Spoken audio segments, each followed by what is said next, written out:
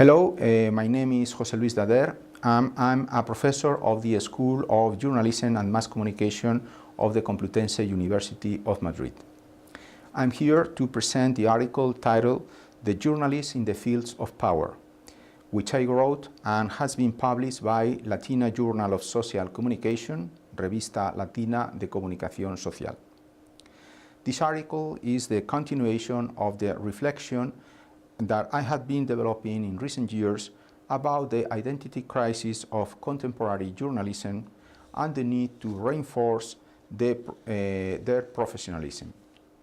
Following in the footsteps of such authors as Cabbage and Rosenstiel, Dan Hallin, Serge Alimi, and Jay Rosen, among others, I have already addressed various aspects of such a crisis and its potential consequences in works like Journalism in the Hypermodernity, Civic Consequences of a Weak Identity, and Political Journalism and the Politics of Journalism, Imagining a Dignified and Sustainable Future.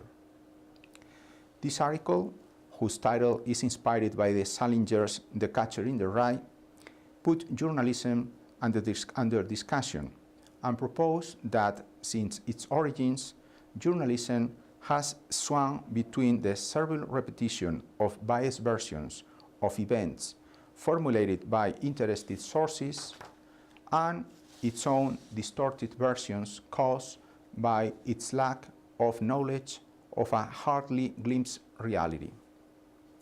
According to my analysis, the powers that threaten journalism independence have actually increased their abilities with the passage of time, and in the Spanish context, have intensified its reach due to current economic recession and the depletion of the traditional print media business model.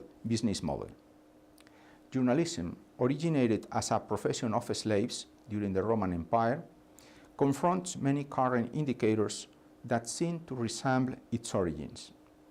The large-scale strategic public relations, the rise of the spin doctors, the shameless extortions that take place in the weakest democracies, and the populism of the social networks, among others. All these elements had been accompanied or promoted by the internal degradation and dismay of the journalistic institutions, which are unable to distance themselves from all these forces. In this context, the recent fighting of journalists who make the de facto powers feel uncomfortable, the clear neglecting of investigative journalism in favor of the banalities of infotainment, or the dominant populism of the social networks reinforce the perception of journalism as incapable of meeting its civic duties. To respond to this situation, in my opinion, journalism should neither become an ally or a competitor of the powers that surround it. Instead, it should cleverly distance itself from these powers in order to be able to move among them without ceasing to perform the watchdog function that citizens still need from the professionals of journalism. To this end, journalism needs to be strongly committed, but also to develop a great theoretical clarity with respect to its normative objectives and the individual and corporate defense of its professionalism, which is something often forgotten. Thank you.